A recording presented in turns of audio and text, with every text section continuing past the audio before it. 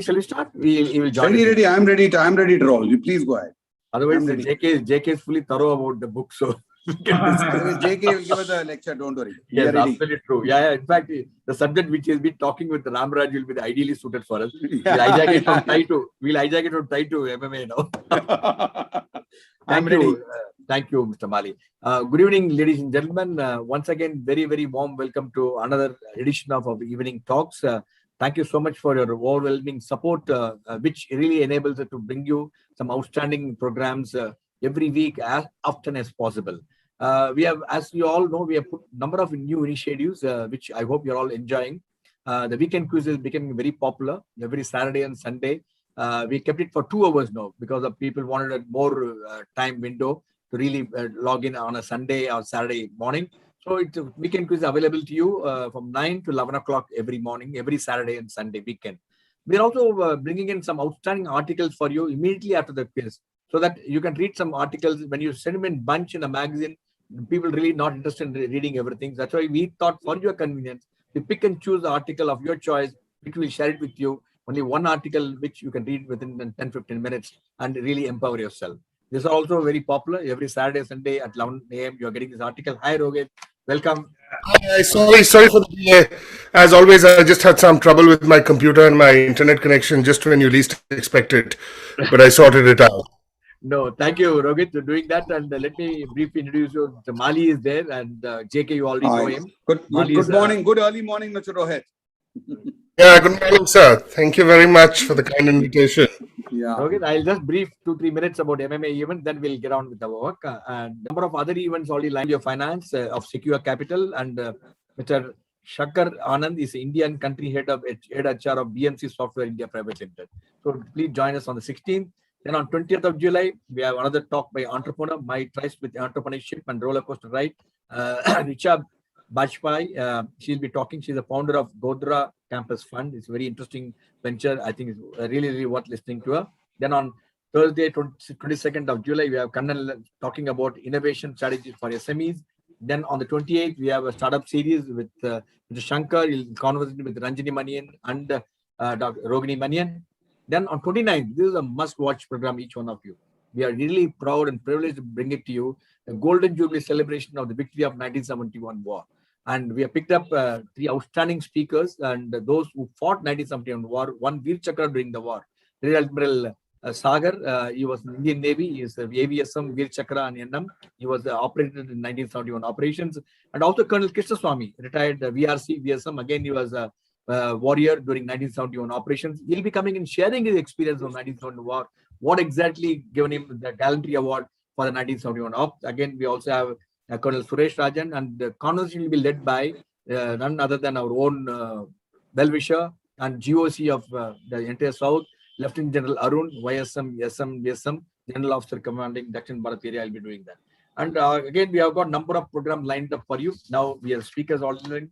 Let's come on to today's program. We are indeed privileged to host this program today. And thanks to Westland also, Rohit, for choosing MMA to do this program. The Gita for a Global World, Ethical Action in the Age of Flux. And this is what the discussion is going to be. And this we are doing jointly with Kanda Stifting, and Westland is a partner for this. And today, now I will now request Mali, Kannan Mahalingam. He is the honorary treasurer of MMA and partner, director of TSM Group of Companies. Mali, you all know him very well, and Mali is one of the well-wishers of MMA. And he is, apart from the business interests, Mali is an active, multiple other activities. He is the president of Children Club, treasurer, Brahmagana Sabha, former president of IIM Calcutta Alumni Association, and executive committee member of Chennai Angels, and much more. And they're also alumnus of IIM Calcutta. Over to you, Mr. Mali, to deliver the welcome. Okay. Thanks, Vijay. Good morning. Good morning, Rohit, and good evening, JK, and welcome all of you. It is indeed my real privilege and pleasure to, at this very special occasion, for a panel discussion on the Gita for a Global World this evening, the support of Konrad Adenauer Stiftung. I consider it an honor to welcome this evening Mr. Rohit Chopra, Associate University, California, who joined us very, very early morning from USA, and my dear good friend J Krishnan, who is the other panelist today, JK, apart from being a graduate of IIT Madras and IIM Calcutta and an entrepreneur, MD of UniMity Solutions, is also a deep thinker and philosopher. He runs a program called the Indic Way, which kind of encapsulates Ready for Life towards success and joy in both personal and professional life. I think when he thought of a moderator and a co-panelist for this program, the first name that came to our mind was JK. Thanks, JK, for this. Thanks, Rohit, for accepting our invitation and being here. Okay. I also take this opportunity to invite members of all organizations who are attending this, members of Madras Management Association from Tamil Nadu and Pondicherry, and the large number of online attendees. This number is growing by the day. Every program of ours, the online attendance is really growing, thanks to Mr. Vijay Kumar and his team. Gita teaches us, in my limited understanding, resilience and how to face adversity head on and overcome that. At Madras Management Association, we have kind of embraced that and dealt with the COVID fallout for MMA in that way by conducting a large number of online workshops. Some of these, as I had mentioned to you in our chat earlier, JK, which have had attendance or viewership running into thousands, maybe 15, 20,000 also. So the transformation of MMA in the face of the COVID adversity has been actually quite fascinating. We should credit Group Captain Vijay Kumar for that. We have done major functions like the student convention, MMA annual awards function, everything online, and it's turned out to be a remarkable success. So we have actually overcome adversity in big ways. Not only have we overcome adversity, we have shown concern and empathy towards the people around us and the larger community through our CSR initiatives, which has online classes, robotics classes for underprivileged children in multiple schools. And even we did some teaching to the nearby community and help them with the vaccination campaign. So we have reached out after overcoming adversity for the organization. We have reached out to the community at large, and we should thank our CSR donors for that. Coming to the topic for the day, Bhagavad Gita, I think literally means song of the god, part of the epic Mahabharata, which is supposed to be more than 4,000 years old. It really, I get amazed when I again found out that it's more than 4,000 years old, because all of us, when we read it, can connect with some of it, empathize with some of it, or all of it. For me personally, it's a go-to book. I wouldn't say book because I listen to chants whenever I feel extremely good about myself, or whenever I feel not so good about myself. It restores my equilibrium. So I think work with Tai and brings in some out-of-concept programming conversation with Ramraj, which is a very popular series.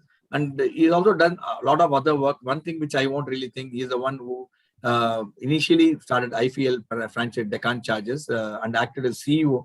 Working as a CEO of IPL team is, I think, one of the most stressful job, I thought, thing. And he's also president of Rotary Club and also held many assignments. Led the Rotary team to UK, Australia, New Zealand, Sri Lanka, and South Africa. And JK is a past president of IIM Calcutta Alumni Association and also former vice president of TAI. Thank you, JK, for accepting the invitation. Indeed, a pleasure to have you with us. Let me have the privilege of introducing Rohit. Rohit is great because one thing common between Chennai and Rohit is Rohit was born in Chennai.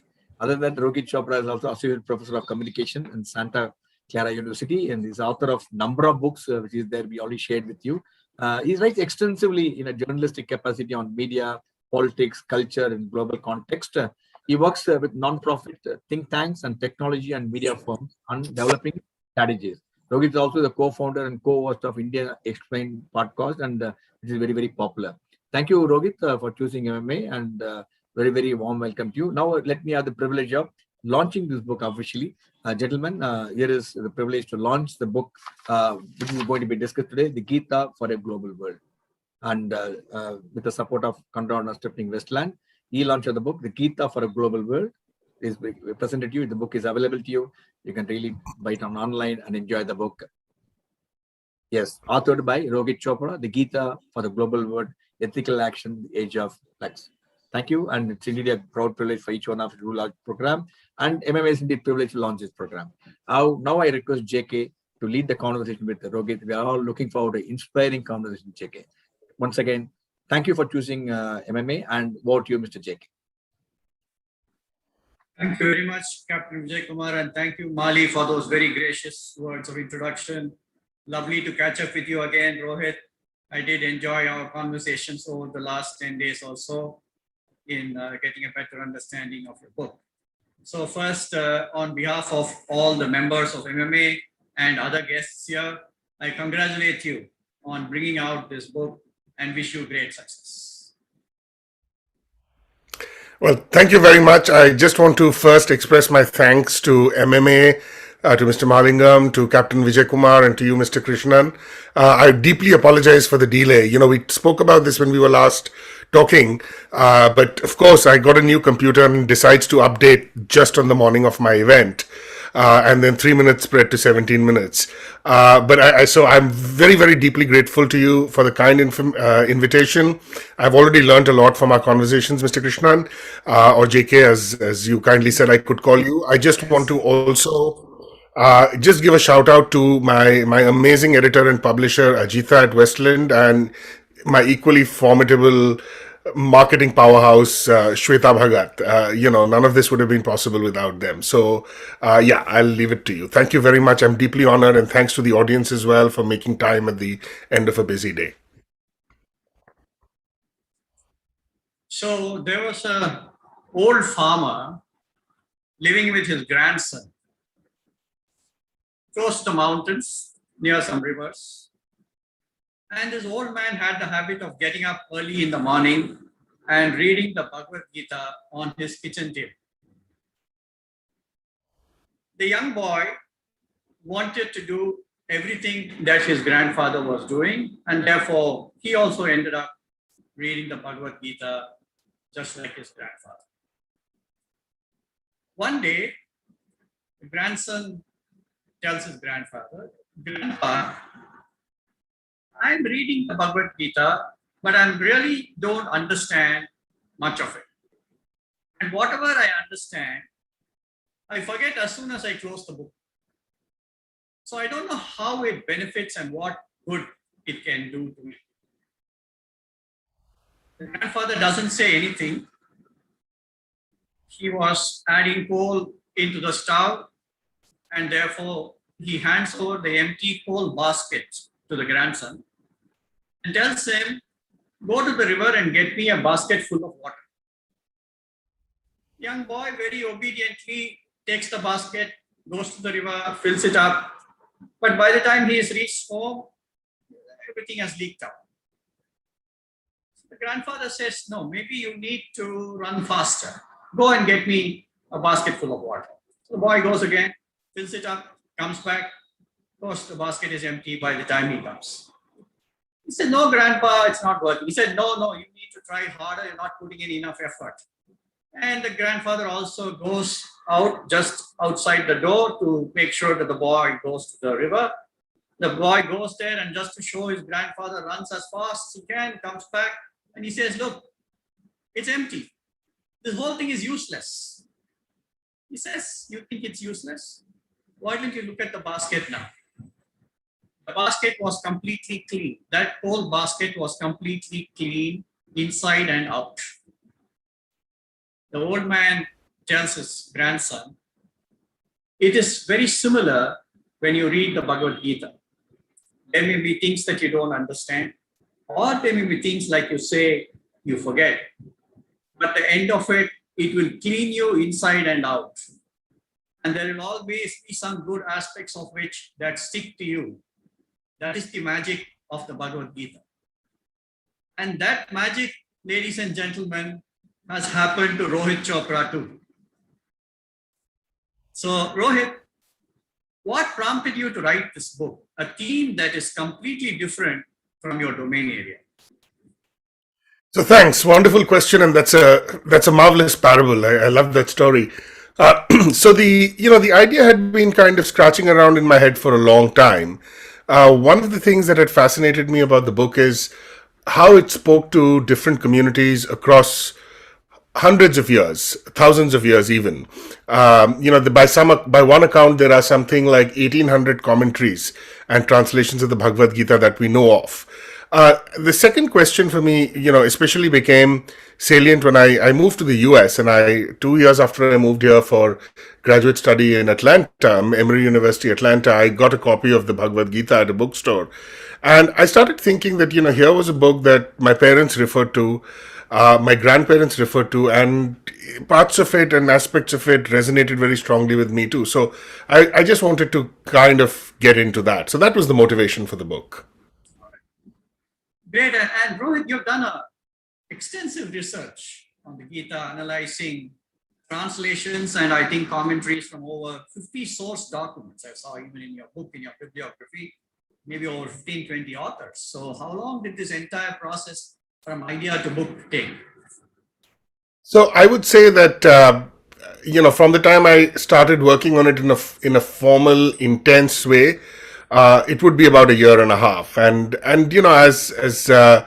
Mahalingam had pointed out, that MMA had the experience of noticing some transformations in the way it engages with its communities because of the pandemic. I won't even say that there was a silver lining in the pandemic because it was such a terrible time, but just having the time off, teaching remotely meant that I didn't have my 3 hour a day driving from San Francisco to Santa Clara. So it just gave me a lot of time. So it was about a year and a half from beginning to end. So would you say that you now have a complete understanding of the contents of the Gita? Oh, no. I would be, that would be a very ambitious and I think an arrogant remark to make. I think I've barely scratched the surface of it. One of the translators and scholars whose work I use, Dr. Laurie Patton, she's the president of Middlebury College in Vermont in the US, and she was also on my PhD dissertation committee. She's a well-known scholar of Hinduism. She says that anyone who engages with or comments on the Gita stands on the shoulders of giants. So that's true of me too. Now, there's entire aspects of the Gita, like the Gita is interventions in debates on Indian philosophy, for instance. Those are not debates that I'm familiar to engage with, though I do some philosophical work. I would say that there are some aspects of the Gita which I consider fairly crucial, which, I think I've engaged with in some depth, and I hope I've made a meaningful contribution. But as I've finished the book, a whole series of new questions has arisen. And for instance, the conversations we had have got me thinking about those issues too.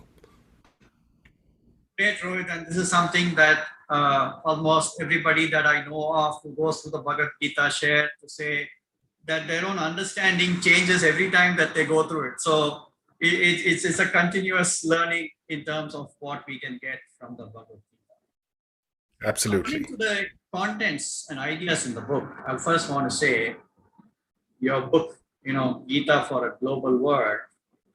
I'm curious to know why you chose to say global world. Are you implying that there are local worlds? So the world is simultaneously global and local and national and regional. Now, the global and the local are not opposed to each other.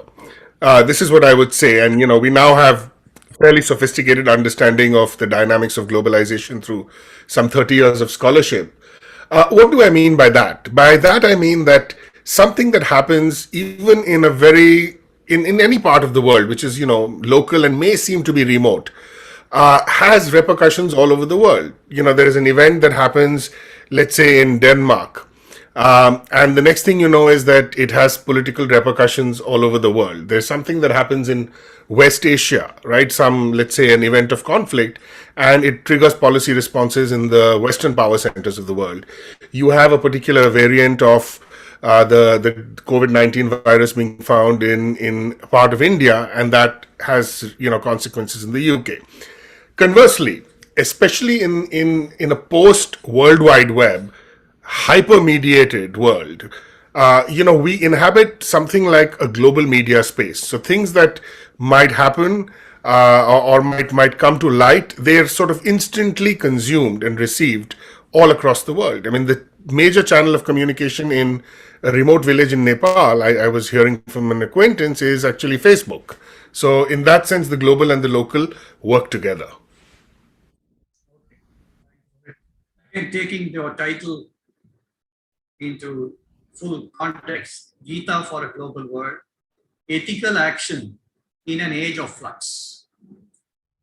You presented in-depth analysis of prevailing situations, challenges, and behaviors of individuals and nations before moving to approaches and solutions to address them. I therefore propose that this conversation we could have under 4 heads in line with the title. So therefore, what is the flux that you see? What is ethical action? Which principles from the Bhagavad Gita have you identified as relevant? And how do you think these principles can be imbibed or practiced by people who matter so that the negative impacts of the flux are addressed? So I wanted to therefore say that this framework would be okay with you to fully get your thoughts on highlights from the book. Oh, absolutely. I think it's a very elegant and effective framework, and I'm going to steal the framework for subsequent discussions on the book also. So thank you for that. With proper acknowledgement and royalty, I suppose. Absolutely, absolutely. So let's get on to the flux part and its impact first. I'm assuming that the flux is not only referring to continuous changes, but it also includes the associated hardships and challenges. What are the broad categories of flux that you have identified? Right. So first, I would just say that some degree of flux is inevitable in life, anyways. Globalization itself is dynamic, so involves a higher degree of flux than usual. And then plus, my point is that we are now in this moment of exceptional flux, or heightened degree of flux, which has become a kind of normal condition. So I would say there are 3 or 4 things. The first is political instability. You look at whether it's terrorism, whether it's clashes to do with democracy. You saw what happened in the US on January 6th with a large number of pro-Trump supporters storming the Capitol building. So that's one. Relatedly, there are conflicts over differences, whether it's cultural difference, regional difference, national difference, that's accompanied the rise of majoritarianism, and this is now a kind of global phenomenon. The third is, economic inequality and economic precariousness, and the fourth is, just a general kind of condition of existential uncertainty, one could say, given climate change. I mean, California, and we are in the middle of the worst drought, or we had the hottest summer in 126 years, and like has become an annual occurrence. There are these terrible wildfires being caused, by human action related. So these are some aspects of the modern world, the contemporary world, that have become standard, I would say. So you're basically saying some are economic, some are political. You use the word precariousness, instability, uncertainty, vulnerability. I'm going to come back to this, but when we connect up to the approaches that you've identified from the Gita, but you're saying that these are the ones that need to get addressed in some form. And you've also coined the new term called crisis globalization in your book. So could you share what this is and what it would encompass? Sure. So globalization, as I mentioned, already has some degree of uncertainty built into it in any case, and that that happens when the fates of nations or communities are interlinked across borders. Now, at the start of the pandemic, when many of us in many parts of the world were in lockdown, I remember reading a couple of articles as well as some commentators saying that we are now seeing the retreat of globalization, right? One of the arguments made by Peter Thiel, the venture capitalist, was that global supply chains are very fragile, which is why, you had shortages of hand sanitizer and people here in supermarkets were holding up stuff and so on. So are we going to move back to, some kind of national model now of manufacturing or the economy?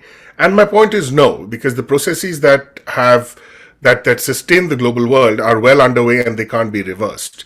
So we are not seeing a retreat from globalization, but what I'm saying is that this ebb and flow of retreat or interaction, the ups and downs, there's now going to be a much higher degree of that. And this what we've seen with the pandemic, it may not be another pandemic, but we will see this level of instability with regard to whether it's the economy, with regard to, perhaps cultural clashes. So that's what I mean by crisis globalization. So it's not a retreat of globalization, but it is a new paradigm and a new kind of globalization. And the term I'm using is crisis globalization. No, I'm just curious, does it also mean that globalization is in crisis or no? That is not in crisis. Well, it's a very, very good question. Now, the interesting thing, it's a superb question, is for at least the last 20 years, there have been scholars proclaiming that globalization is in some kind of crisis or another. And yet, at the same time, the vectors of globalization have continued apace. Right? There are moments of isolationism, but we are generally moving in that direction. Notwithstanding Brexit or the isolationism we've seen in the US, or a resurgence of nationalism in other parts of the world, countries are still interdependent on each other. So I would say that no, globalization is not in crisis. It's mutating, but it's not in crisis. There's a one-liner which I picked up from your book, and I'm curious on how you would expand that, where you said, humanity is now at war against an invisible microscopic enemy, but has always been enmeshed in wars against itself. Are you saying COVID is an easier enemy to tackle and vanquish? In some sense, yes, because I don't want to diminish the horrors of what the world has experienced, and particularly vulnerable populations of different kinds have experienced. I saw it firsthand in the early phases of the pandemic, and then I know what happened with the second wave in India, and I have family in India, I have parents who actually attending this talk, and I was on in communication with them almost every day. But the thing is that this is not the first pandemic the world has experienced. We've had the Spanish flu. India has had, the 19th century and so on, experiences of the plague. This is not likely to be the last pandemic that we experience. And the world has also experienced other kinds of crises, whether you think of world wars or the nuclear bombs being dropped on Hiroshima and Nagasaki. So the question for me, though, is that what have been the larger conditions over a period of time? What are the choices that we have made as a human society? And some of us have had more power at the table than others in making those choices. What have been those conditions that have led to this? Think about a kind of unthinking obsession with development. Think about the desecration and destruction of the environment, right? We are actually living this right now. Politically, the decisions to go to war, to use nuclear weapons. So cumulatively, all of these things have, led to a kind of condition where, there is a great amount of suffering and precariousness and instability. So in that sense, what we see with COVID is symptomatic of what human society as a whole has done to itself. So you're saying this enemy within, the enemy amongst ourselves, is a far serious problem than this microscopic enemy for which we may probably come up with a solution in some form. I want to take a couple Absolutely. of steps. Yes.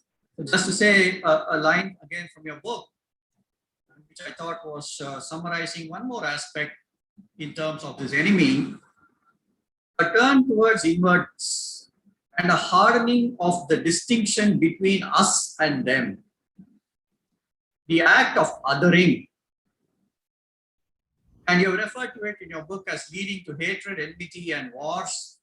And that is a far more serious enemy than the microscopic enemy that we are battling currently. So what are your thoughts on this us versus them as the cause of the larger areas where, from globalization, maybe we are going back and saying, hey, should I first protect my country, myself, my area, my geography, my interest, my religion, my something, my that? Is that one of the aspects you are referring to? Absolutely. I think you put it perfectly. And, there is a famous Indian spiritual person who was once asked, what do you think about others? And he came up with a wonderful response. He said, there are no others. And the question for me always is, what does it mean to actually live that? And it's very hard to live that because it's perhaps a natural human instinct to, want to protect those who are close to you or near and dear to you or those you identify with first. But if there is one thing that these crises have taught us is that many of these distinctions we draw, whether it's family, kin, country, I'm not saying these are meaningless. They are meaningful and they give us a kind of structure. But when we translate them into hierarchies, they lead, I think, to sort of exacerbating and compounding the problem, right? The COVID-19 virus is not, of course, those who were most vulnerable got hit the worst, but it didn't distinguish between national borders or class or caste or religion, right? It's the same thing with climate change. For instance, yes, some parts of the world will be affected disproportionately, but it is something that links us as a global society together. So the question for us is, how do we maintain our attachment, our affection to those forms of identity that give us a place in the world, while not letting them slip into discrimination and saying that, this person comes last and I come first. So, Rohit, with that, we have covered point number one, which is what is the flux that you see? And you identified and you have shared with us these different areas and different aspects as the flux and the challenges which are there in front of us. So I want to move to that next. You have said ethical action in an age of flux. So what is the ethical action that you're referring to? And who is responsible to either propagate, imbibe, or practice these ethical actions? So by ethical action, I mean action that is cognizant of and the agent of that action has reflected on his or her actions in a sincere and ethical way, thinking about, to the best of their knowledge, what the possible consequences of different courses of action can be. And that is the most that we can do. Now, as you get more information, you can reflect some more, right? That's the sort of idea behind Bayesian probability also. But sometimes, we act and we choose to ignore certain pieces of information because we like one course of action and we think it will help us more. And we turn a blind eye and then we, pretend that we didn't know it. Right. And I think ethical action is action which says that I'm not going to think in narrow terms of my own self-interest, but I'm going to think about how this affects everyone who is in my orbit or everyone who I can conceive of being impacted by it.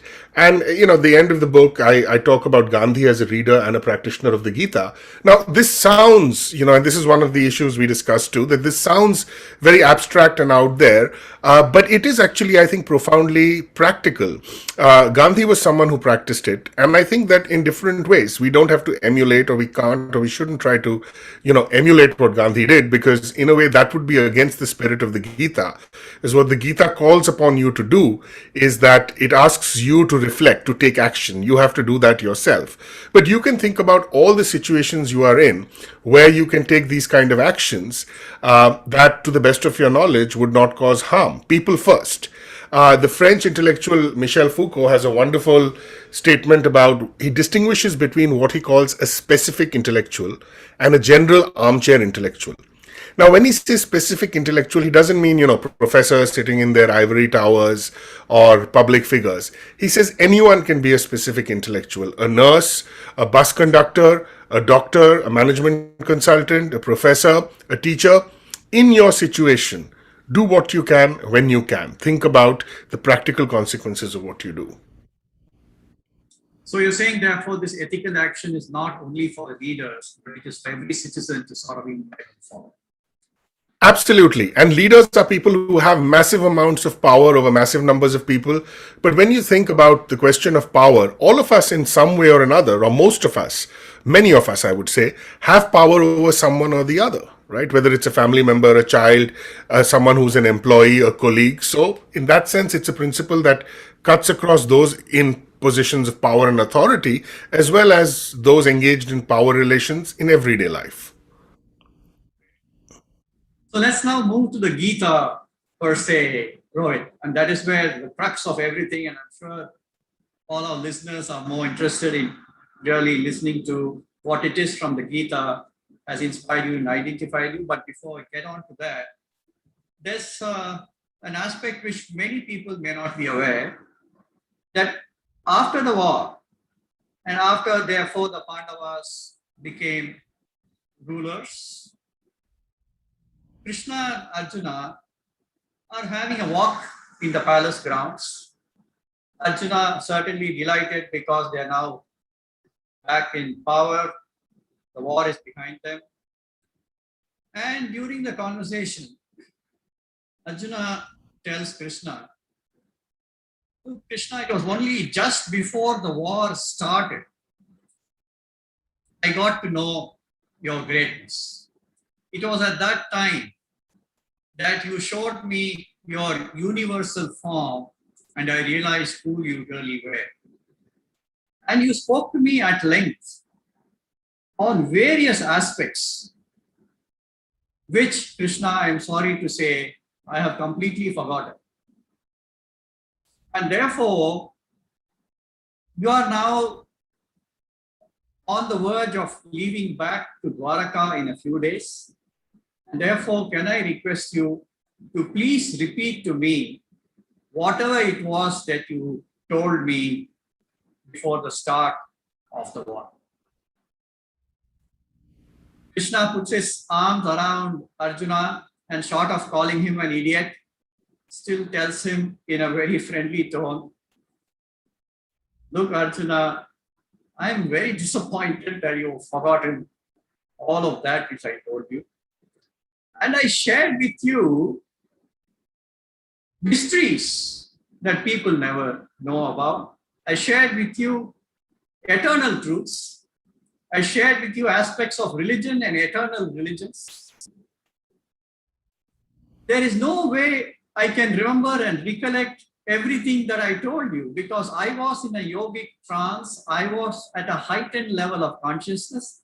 And even if I want to, I will not be able to remember and share with you every detail of what I told you at that time.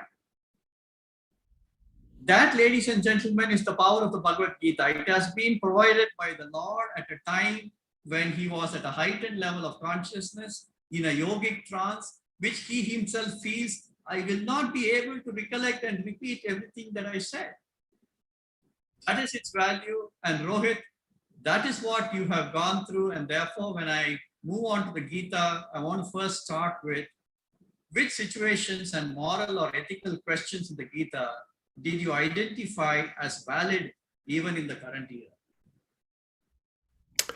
Right. So I would say, first, the Gita is a book that opens or the action takes place in a state of crisis.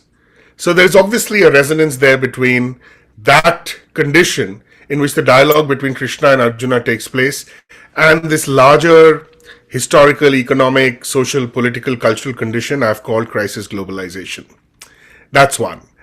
The second, related question is, I would say this whole question of us versus them, as you put it, so nicely.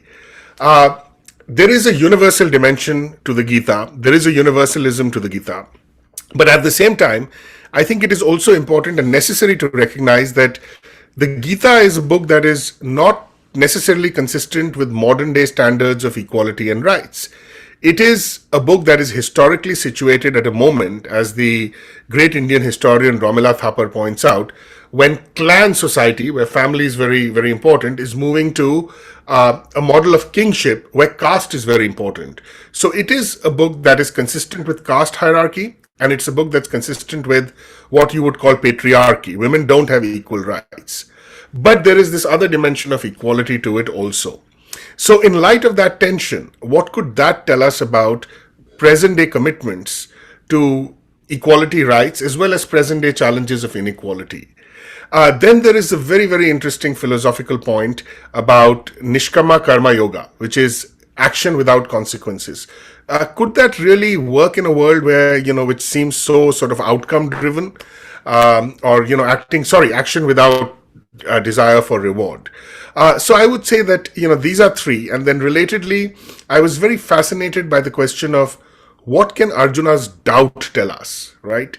Doubt is not something which we often, whether you listen to someone who gives pep talks as a motivational speaker or a figure of an entrepreneur or a strong, someone who's a strong authority, powerful leader, doubt is not generally a positive value, but I thought it could have some value. So these are the 3 or 4 dimensions I would say have, an obvious obvious significance for the present moment. So Nishkama Karma, you have identified, Rohit, as one of the aspects. I mean, you were sharing with me that that verse of Karmanyeva Adhikaraste, Ma Phaleshu Kadachana, Ma Karma Phala Hetur Bhuhu, Ma Te Sangaha Astu Akarmani, was that verse which sort of resonated with you. And therefore, you took from that to see how that would be useful for managing the flux and principles from that. But you have then also moved on to, recommending that while detachment from the outcome of our actions or the desireless action, which is there in Nishkama Karma, is a factor, we should not ignore the consequences of our actions. So could you share your thoughts? Yes, and I will first thank you very much, and it was a very wonderful conversation I had, and I learned again that that particular verse is chapter 2, verse 47, and it's not an easy verse, and it's something that's been interpreted by so many people, and I was really fascinated by the way you brought a whole dimension to it. So, at an intuitive level, it doesn't seem to make sense because everything we do is so outcome driven, right? When you prepare for a test or an exam, you think of the outcome. When you go in for an interview for a job, you think of the outcome. If you work in business, you have sales targets or you want to, meet certain concrete outcomes. So what does it mean to, act without desire for reward or without a belief that you can control outcomes? So the point here is, I would say on the one hand, epistemic humility. In other words, that, none of us can have the perfect knowledge of all variables. We cannot predict what is going to happen. And it is an act of hubris and arrogance to think that we can, control the world. And in some ways, this is very consistent, for instance, with, perspectives in economics, or it's the idea that, through regulations, you can control outcomes. And I'll give you a very small example out here. I was just reading in the New York Times that Europe now has sustainable energy use that exceeds, I think, conventional fuel use. But one of the fuels that Europe considers sustainable is biomass. Now, it sounds like a wonderful idea. And it's a good thing because we want to fight climate change. But this article in the New York Times points out that European use of biomass has devastated the poorest communities in the southern part of America. Because, in these neighborhoods, you now have these mills which are producing biomass, and there's so much sawdust that communities which disproportionately are African American and other minorities and lower income, they can't now, play with their kids in the backyard, can't have a barbecue. So we can't control outcomes. But what does that mean? Does that mean that we just give up? Does that mean that we become indifferent? Not at all. The Gita is very clear on this point that you still have to do what you consider or what your duty is or what you own as your duty. And I will make a distinction here between non-action and inaction. So first, the Gita says you cannot engage in inaction, which is indifference. Non-action means choosing not to act, which can be an action. Right now, let me not do anything. But if you have taken that with deliberation, it could be a legitimate action. What I suggest is that we make a conceptual distinction between outcomes, right? We want to control the final result, and between consequences. And I know that sometimes the words can seem similar. So we need to think about, again, given the best of our knowledge and with full ethical integrity, being honest with ourselves, what could be the different potential consequences of the different actions we could take, and then proceed thereon. So that, to me, is a very practical, guiding, ethical kind of principle. And it's easier said than done. I mean, we will lapse, we will fail. To implement it successfully, you need another principle that the Gita points out, which is yoga, which is discipline. right? You have to be the man of discipline, the yoga says, the Gita says, and we can make that the person of discipline. So that is how I interpret this doctrine. Right. And Rohit, you have identified 3 reasons why the doctrine of Nishkama Karma is relevant today. Can you elaborate on that? Yeah, so I would say, okay, the first, as I'd mentioned a little earlier, that we valorize the kind of figure, whether it's in the realm of business or it's in the realm of politics or generally, celebrityhood, we kind of valorize the figure who to us seems to be able to control outcomes, right? That we will get a leader who will do this. He or she will reduce poverty by X%. He or she will make India the next global superpower, right?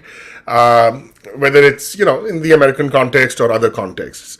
So that to me is something that I think we need to rethink again in light of this doctrine of, can we really control outcomes? Can we engage in social engineering projects? And we know that whether it's the Soviet Union or other contexts, these kind of projects have often had like very devastating consequences.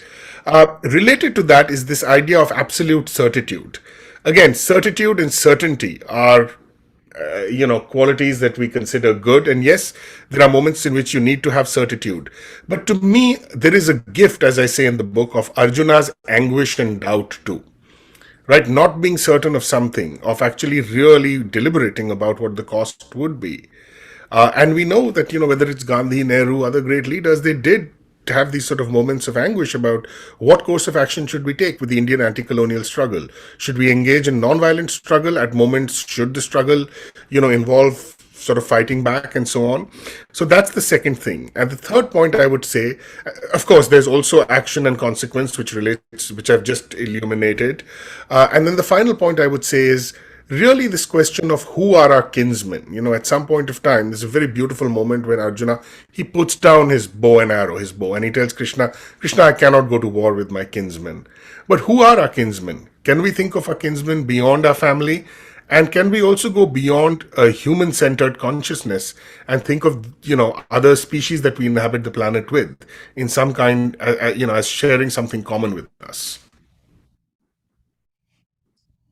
Great, Rohit. I think nice that you mentioned that the kinsman part. It brings to my mind an aspect which is there in the Upanishads, which is very much part of our ethos. And the last 2 words of the verse ends in Vasudhaiva Kutumbam. Vasudhaiva Kutumbam is that the world is my family. The actual verse itself is a lovely verse. I am Nijaha, which means I am Nijaha means this person is a relative of mine. Paro Veti, this other person is a stranger. So I am Nijaha, this person is a relative of mine. That other person is a stranger.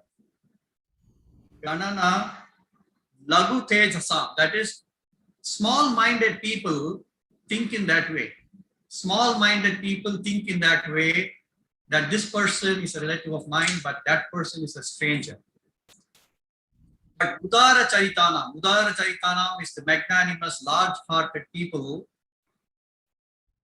For them, Vasudhaiva Kutumbam. For them, the world is their family. This is from the Upanishads, and this is very much part of our ethos, Rohit. And therefore, it reflects that universalism which we're talking about, very much part of our ethos, and we should keep this in mind in terms of how we are. I agree. I mean, that's beautiful. And again, it is not, as I would say, it is not something abstract and remote, but it is something that can be made a principle of everyday practice and everyday practical reason. So, Rohit, impressive that you have deeply analyzed the concept of Nishkama Karma and combined it with being conscious of the consequences and seeing together how that becomes the ethical framework in which we can bring in the best of what we understand from the Gita to manage the flux that we are in. I want to now move into something which is equally important, that you have done all this, you've identified, you've come up with saying, hey, these concepts, these doctrines combined together is the approach. Now, what is important? How do you implement this? How do you implement this? How do you think these principles can be imbibed or practiced by people who matter? Because to me, it is the people who matter who contribute maximum to the flux. So how do you think these principles can be imbibed or practiced? All right. So, there's two ways to go about it. One is you can think in terms of formal structures of accountability, which is, voting and so on. But again, we know that, whether it's formal structure, democracy, or, politics as we understand it, that even though politicians claim they are the servants of the people, CEOs who are very powerful claim they're listening to customers, they operate in another rarefied realm. That I don't want to diminish that, but what I would say is the power of example and the power of action, right?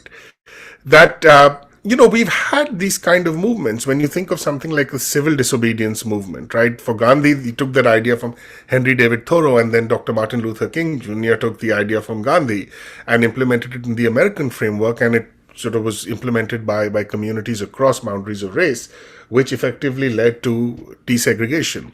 So, what I would say is when we look at this example of how Gandhi implemented it, let us be Gandhis in whatever way we can. Now, all of us can't be Gandhis in all way, right? I am a materialistic person in many ways. I, enjoy many things. I don't think we should attempt to emulate someone else, but in some aspects of our life, what can we do? And there you can say that, I will not compromise on this issue, or where I can, what I can, on this matter, I will work with the members of my building society, and we will make sure that, the people who work for us get a fair deal, right? We will make sure that they get some time off. When I will be cognizant of the fact that this is a difficult time and it's hard for many students to have good internet access. So I'm going to take that into account in how I go about doing my teaching. So to me, that in a very practical sense is what we can do. And I have a teacher, a mentor of mine, a great Sudanese American scholar, Professor Abdullahi Naim at Emory Law School.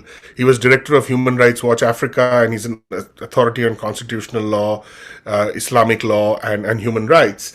He made a remark. He said, look, the thing about rights is that everyone is not going to be able to perfectly implement the United Nations Declaration of Human Rights.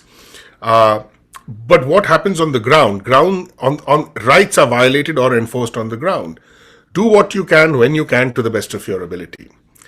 And I think there will be times when, we will not be able to always act in the way that we think is perfect, and that's okay. We are imperfect, we are flawed. It is, so that is why I don't sit on judgment about anyone. And I think the lesson of the Gita to me is, or the way to read it is not to make it prescriptive or formulaic. Right? Let's see how it touches you. What do you think your yoga is? What do you think your dharma is? What do you think your ethical responsibility is? Whether it is something like the Chipko movement, whether it's other political movements in India, we have seen this happen. We have seen the most humble, impoverished, vulnerable Indians actually move mountains. Yep. Thanks, Rohit. And you were talking to me about a form of ethical brigade and how the power of social media can create impact. And that is one of your expertise areas. So could you expand on that? Sure. Thank you very much. So I've been studying the internet for, 20 years now. I actually, since formally, and then for 22 years informally, I actually worked at Rediff.com in the first few years when there were about 35 people. It was a very exciting startup then. We pioneered many things from cricket chat to my former colleague Prem Panikar, met lots of wonderful people who are pioneers in the internet space. Now, I remember this, scholarship. I was not smart enough to get stock options, though, I should mention that. So one of the things at that moment of scholarship about the internet was there was this amazing hope, and it seems very naive and even utopian to us, that the internet will cross boundaries of nationality, race, gender. It will give power to all voices, and it will lead to, some kind of massive political transformation and democracy.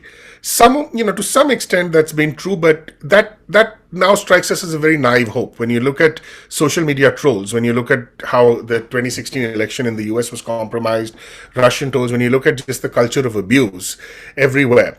We have to rethink that early moment of completely techno-utopianism or techno-optimism, as it's called, which Silicon Valley is famous for. But that said, I think we are at a very interesting moment right now where there is a debate happening about the role of social media regulation and speech.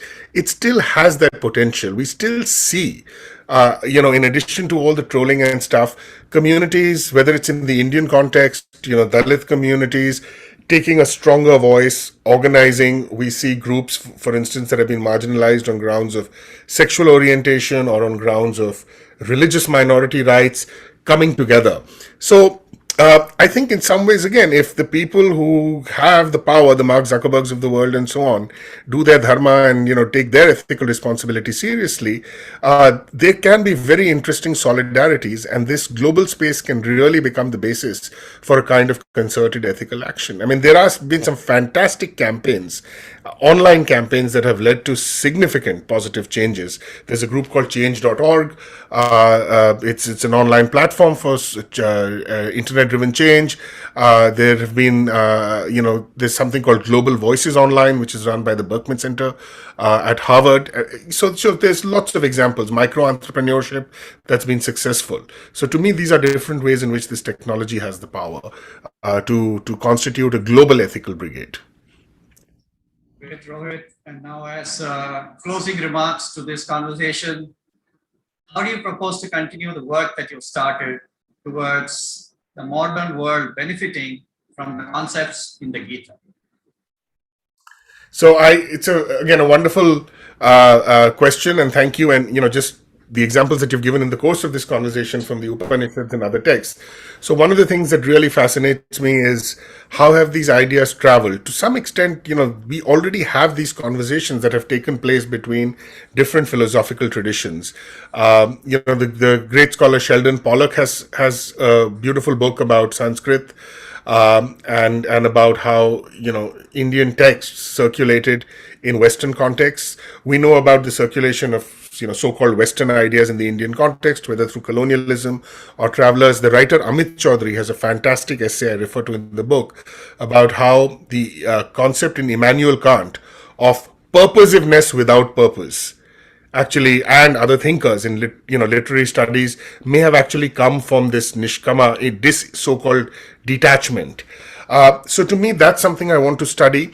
I did a couple of years of Sanskrit in school years ago, and I can read Devanagari script. I sort of work from online sources for the transliteration. So perhaps when I have a little more time, I would like to formally begin the study of Sanskrit as well. To me, I'm always interested in dialogue, exchange, and encounter. So that's the path in which I would like to go, and then also formally develop a slightly better understanding of Indian philosophy itself. But I do so with trepidation because it's very difficult, and I don't want to. So I wade into it with some humility, more than a certain degree of humility is what I would say. So lovely, Rohit. If I could summarize, therefore, the uncertainty, instability, precariousness, or vulnerability caused by the flux, though they are not new, is now at a heightened level. Regular, normal, standard economic, diplomatic, or social actions are not enough to address them. So, Rohit, you have identified ethical action as a layer on top that is required to ensure consequences of action are fully weighed in to ensure the welfare of people. Therefore, the identification of Nishkama Karma combined with being conscious of consequences as a guiding principle would mitigate the detrimental effects of self-centered local interests and move us towards a global world. Thanks, Rohit, for sharing your thoughts. My pleasure, JK. Thank you very much. And thank you for this wonderful conversation. And thanks to MMA for this opportunity and to Westland for facilitating it. I therefore now request Group Captain Vijay Kumar to lead us into the Q&A session. Thank you, Teke. Thank you, Rohit. It's very fascinating and inspiring to listen because I heard so many talks in MMA about Gita. There's something different I heard for the first time where you could correlate so many things. And thanks really for choosing MMA to discuss. And JK, I know you are expert in Gita because you are a close follower of Mr. Patsadi, but your way of bringing out the best in Rohit, I think it's credit goes to you. And we all really enlightened ourselves with so much of knowledge on Gita. That's the reason we are going to bring it. Mr. Parsad's talk to members of MMA. You know that sometime he's going to talk sometime next week.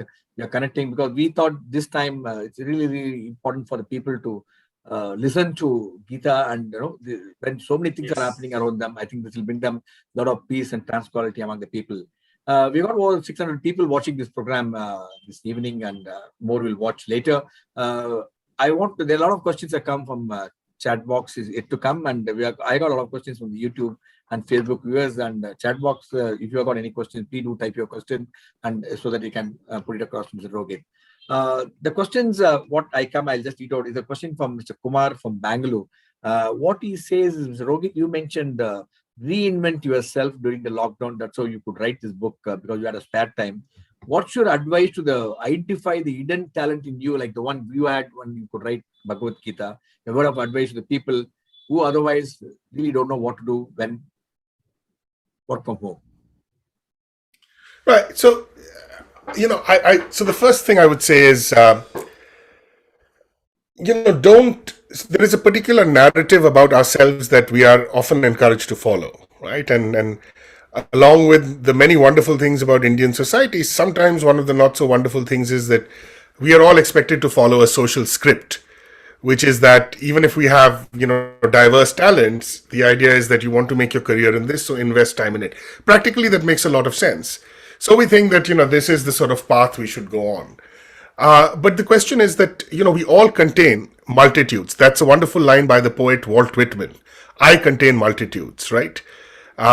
We all contain worlds. And I think that metaphor is actually there in the concept of the Gita as well. It's, the idea of like the worlds within a person, right?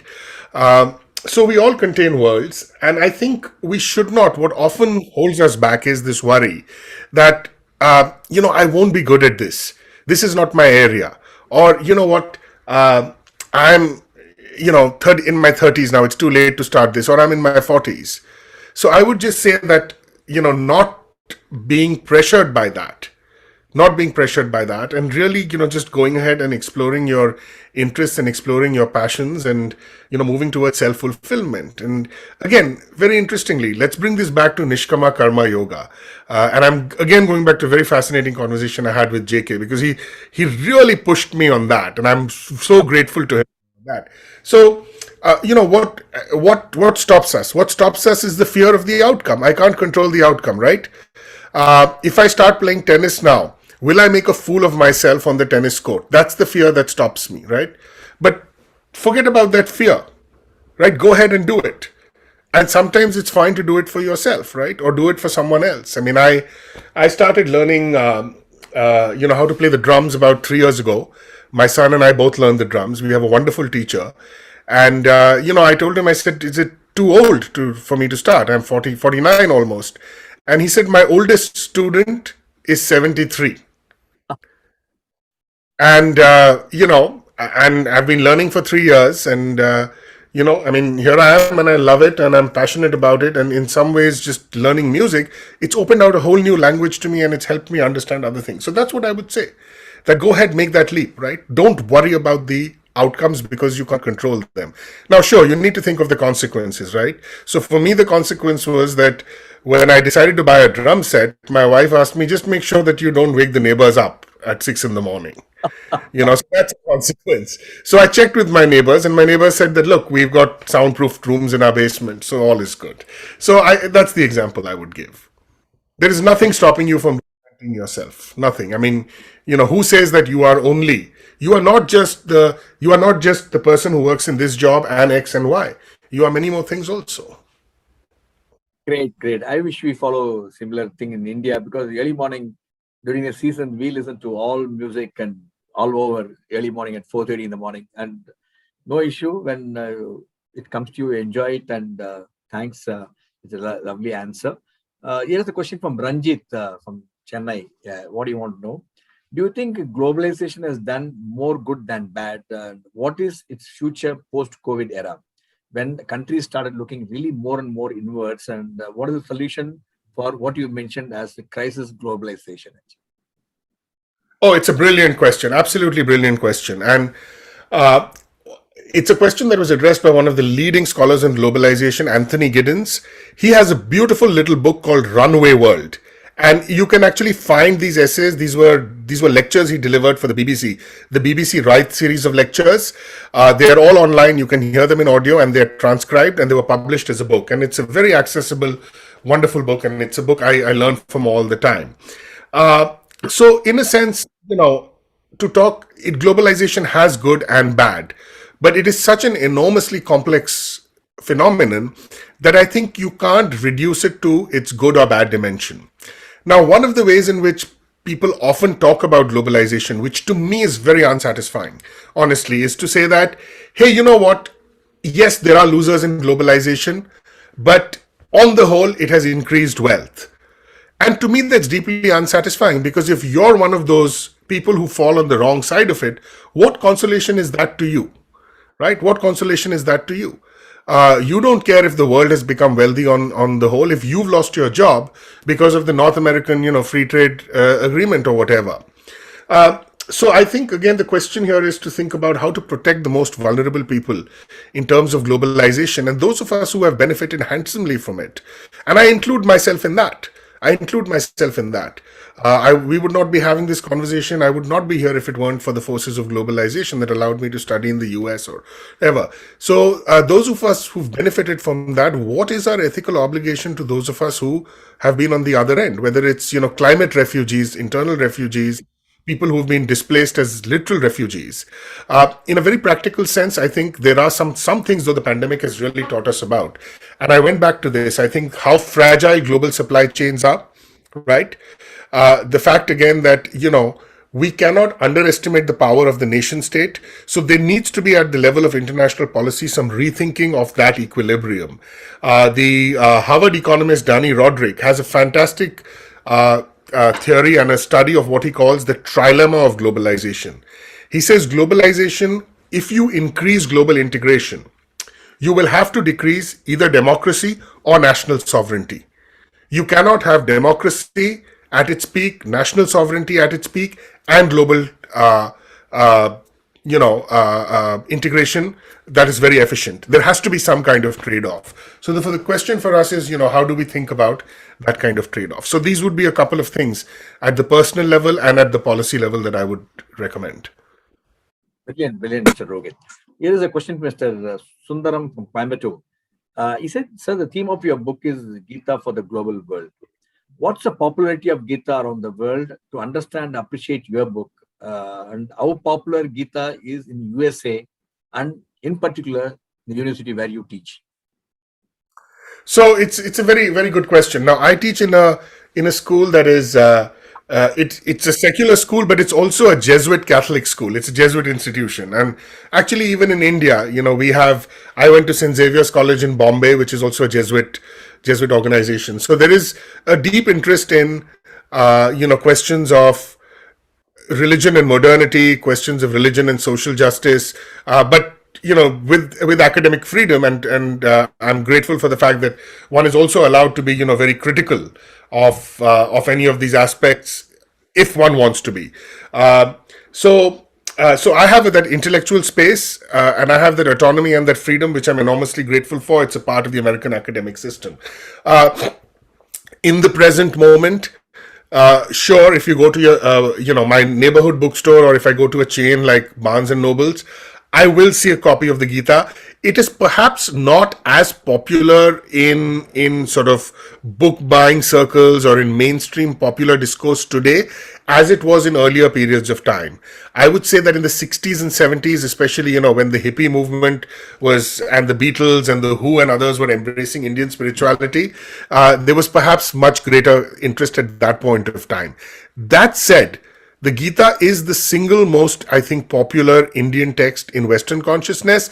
Historically, it's been of interest to large numbers of intellectuals for about at least 200 years, if perhaps not more. We know 19th century, we know 20th century, and some recent speculative but very interesting work says that perhaps in the 18th century also these ideas were percolating. We know the Catholic thinker Thomas Merton read a version. We know Henry David Thoreau read a version. We know Sir Edwin Arnold did his own translation. Didn't refer to it extensively, but I studied it for this book. There are, ISKCON is a very important kind of global center through which the ideas of the Gita become popularized. And in Russia, there was actually a case which was won. It was brought against the Gita, but the Russian court actually defended the right of Russia ISKCON members to actually read and talk about the Gita. So the basis is there, but at this moment, maybe not as popular as it was 20, 25 years ago. Thank you, Rohit. Here is a question to Mr. JK. JK said you have been in various fields of IT, work in organizations, you are a cricketer. What made you get attracted to the Gita, and how much it has impacted your life post your involvement in the Gita and its reading it? Good question. I wouldn't say it's Gita alone, but like what Rohit was sharing, I'm also fortunately from a family where our elders were all the time either referring to it or quoting from it. And specifically, there was an uncle of mine who could make various aspects from it very easy and practical to understand. So I got exposed to it. And then as there was again an opportunity where some of us, Ramraj and we got exposed to Swami Parthasarathy's talk one evening when we were just corporate executives. And there was one line which he said, which sort of appeared to me, directly addressed to me. It's not important what that line is, but it triggered a thinking that I need to read and understand a lot more about what is there in our ancient scriptures. And that led me to do, I would say, extensive reading of the Vedas, the Upanishads, the Bhagavad Gita, many of the other documents, not from a religious perspective at all. I have taken from them wisdom that resides in them. I was mentioning this to Rohit, and I will make that statement here. It doesn't matter if Vyasa was the Shakespeare of his times. It is not important as much as the content and the power that he has delivered has so much value that I got exposed, and therefore I set aside time to pursue, to understand what it is, and more important, to practice certain aspects of which have been certainly of great value to me in both my personal and professional life. In two areas which I want to mention: in my ability to manage, handle events and situations, and in my ability to build and nurture relationships. Thank you, JK. Here is a question from Yatindra from Nagpur. What he wanted is, what is the most significant takeaway from Gita? Could you please name one principle? And he also wants to know, what is karma? How do you bring this into existence?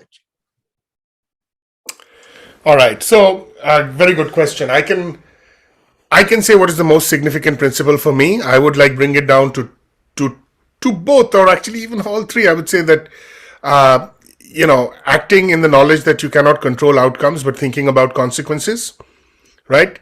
And the second one is really, what does it mean? What does universalism mean? How do you not distinguish between yourself or those who see as yours and others? Karma is a very interesting word, and in particular, the translation and edition by Dr. Laurie Patton, who I mentioned, the introduction, and there's a book by Richard Davis, this really brief but wonderful explanation of that. It's one of those terms which we all know and hear about, and you pick up the nuances. It doesn't exactly compute into English, right? So karma is I understand it as, in a sense, your right to your action, but it is also, in a sense, the sum total of all your actions. There is an element of an obligation in it, but there is also an element of kind of agency to it. So I think of it in terms of when you look back upon your life, when you look at what you've done, when you look at the challenges of the situation, right? What do you feel in your bones is the kind of right thing, right? Or what do you feel in your bones is the kind of path of action you need to take? And I think of it as being kind of an equilibrium between free will, right, and ethical obligation. Now you can choose to disregard what you consider the weight or the call of your ethical obligation, but to act in accordance with your karma is that, when I think about it, this may be an unpopular decision, this may not benefit me, but this is what my karma is, this is what I have to do. That's how I think about it. So I don't want to say that it's, the misreading in the Western context, that, it's the sum total of your past lives, which therefore I think that's a little limited. Thank you, Rohit. I'll take another 3 minutes. There are two last questions. One, I take it from the chat box, what has come from. It's more of an observation by Mr. Mala Venkatesan. What she says is, has class been wrongly morphed into a caste by interpreters of Gita and the historians? The former was a vocation-based and was not discriminatory. And also, Mr. Ganeshan said, why reading Gita has become a religious connotation, bringing every time when you bring, how do you promote Gita as a one which everybody should read as a normal book, actually? So very good. Let me answer the second question first, and then I'll come to the first question. Second question, I think, is a very good point. And I think, if you think about it in everyday life, the Gita has already become kind of secularized, much of the Gita, right? And I also say in the book that my reading is resolutely non-religious for a number of reasons, part of which also is that I'm not trained as a scholar of religion and so on. But to some extent, you can't avoid engaging with that. I think the way to make it accessible to everyone, or the way to take away that religious dimension, is to really make it, accessible to everyone, right? And to open out readings, including critical readings. That is absolutely essential. One of the unfortunate things that's happened in India in our long history is that, these texts have become exclusive, or they've been marked as exclusive possessions of the property of X group or Y group, right? And without getting into too much detail, what happens is that if you come up with a reading that someone doesn't like, people will say that you have hurt feelings, there's section 153, section 295A. You're basically saying that to come up with something critical which someone doesn't like, and there's always often politics behind this, you're accused of de facto a kind of blasphemy. We've seen this history in other parts of the world with other religions as well. So once you say you can't talk about my text because this is mine, because I belong to X religion, you're really cutting off and shutting off debate. The second point is that I don't think it should be prescriptive in any way. Any text, not just the Gita, any text, secular or religious or spiritual, however it is seen, or philosophical, you can't insist and force people that you have to see greatness and wisdom in it. It only makes a text stronger if you let people engage with it on their own terms. This may not necessarily, speak the same way to me or to others as it does to me, and that's fine. Because I cannot see it separately from my own position, which is a position of privilege. Now we come to the question of caste. So caste obviously is a term which is complex. Its meanings have shifted over a period of time. But generally in Indian society, caste has been a total what's called a total social fact. Now it's a complicated question that when you have a text like the Gita, it is talking about the fourfold system, but there is in that fourfold system of Varna, there is a hierarchy, right? There is and the verse is there in the Gita, every translation, Gandhi's translation, Barbara Stoller Miller, the Indian translations, about an outcast scavenger or a dog cooker, and the particular community there is the Chandala community, and that is a community that is treated on the margins of society.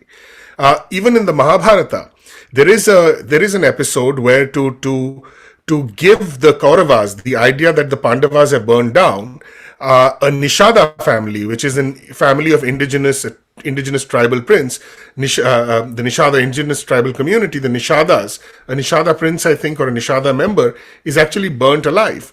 And one of the introductions to A.K. Ramanujan's translation of the Mahabharata says that Ramanujan was probably embarrassed enough where he left that out. Now, these are the realities of, the text also. That said, the Gita is a more democratic text in its reception in different sections of Indian society than something like the Manusmriti. The Gita is not a text that has been exclusively sort of seen as what some critics would call a Brahmanical patriarchal order. The Gita is something that, women, even though it is still patriarchal, there are women who recite the Gita, there are rural communities who recite the Gita and study it. It is a text that has had a history of traveling across caste and class boundaries. The term class may be a bit of a misnomer to use in that context. I don't know how social class would translate into the fourfold system. So that would be my response. And this is why I say that we have to read the Gita, or at least I suggest reading the Gita against itself. There is universalism, but there is this hierarchy. The question is, in the modern world, that hierarchy is unsustainable. But we can't explain it away. And the Gita is not unique in this. This is something you will find in the Bible, you will find in, the Torah, you will find in other Jewish texts, you find in the Quran as well. These are, if we want these texts to be relevant and speak to modern day notions of equality, freedom, justice, rights, we have to look at this and we have to work through it. Thank you, Mr. Rohit. We have got a number of questions, but I think to passage of time, we have to come to the end of the session. It's so inspiring because otherwise you could have carried on with so many questions coming in, and your clarity of thought is so invigorating. Every subject which you answered really kindle the thought process of many, and especially JK, the way you lead the conversation. Thank you so much. It's a fascinating evening. For all the viewers who are watching the program would have immensely benefited, I think, as a token of our appreciation. Since you next time when you visit Chennai, you must visit our Chennai center. We got our Chedabad center in Mount Road. On behalf of the speaker, on behalf of everyone, MMA is privileged to present you. This is what could save till we 100% vaccinate the people. You not normally what we do, we give some face mask to everybody, make them wear, and also give a lot of mini sanitizer. And as our treasurer mentioned, we do a lot of vaccination program to the people, and also give them rations for the needy, what everybody needs, because those who could not go to the work. We thought it's a small initiative which we could do, and all this we are doing on behalf of the speakers who spare the valuable time to come and speak and enlighten our large number of our audience and inspire them. Thank you so much, JK. Thank you so much, Rohit. It's indeed a pleasure and privilege to have you with us this evening. Wish you a grand success. I'm quite sure lots of people watching the program will immensely benefit buying your book and read them. And we would like to have you again soon in MMA on some other topic and some other interesting event. And thank you so much, JK, once again for joining us this evening. Thanks to all the audience who watch this program live on YouTube, Facebook, Twitter, LinkedIn, and our MMA radio. And all these programs are available to you to watch in our website. Log into our website. Do attend our events, quite inspiring event, and it'll be a pleasure. And also thank Sweta for facilitating, and also the editor, I think Ashita, who has joined us this evening. I'm not able to see her. If you're there, hi, and thank you for joining. And look forward to seeing you more in MMA and more books, more discussions on the theme, because we firmly believe books are the one which really make you are a reader, you'll be a leader tomorrow. Thanks so much. Bye-bye. Stay safe, stay healthy. Till we meet again. Good night. Bye-bye.